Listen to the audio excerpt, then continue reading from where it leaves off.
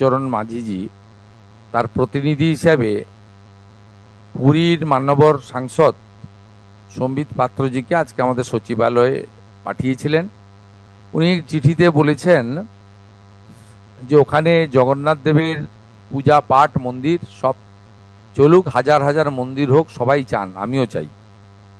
কিন্তু ওই ধাম শব্দটা আমাদের ভারতীয় সংস্কৃতি, সনাতন সংস্কৃতির সঙ্গে সামঞ্জস্যপূর্ণ নয়। এটা নিয়ে বিতর্ক অনেক আগেই ছিল।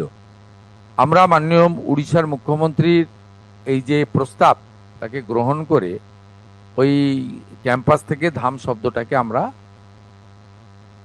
আমরা প্রত্যাহার করছি, সরিয়ে দিচ্ছি।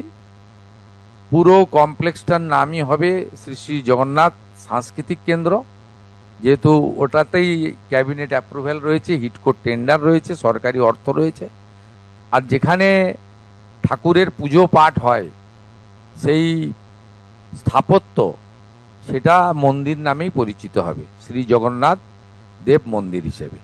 এবং সম্পূর্ণ পূজা পাঠ আমাদের সনাতন সংস্কৃতি, ভারতীয় সংস্কৃতি এবং প্রভু জগন্নাথ দেবের পূজা পাঠের যে পরম্পরা রয়েছে আমাদের শাস্ত্রে, সেই মেনেই আমরা করব। ধাম শব্দটি আমরা ওই ক্যাম্পাস থেকে প্রত্যাহার করলাম।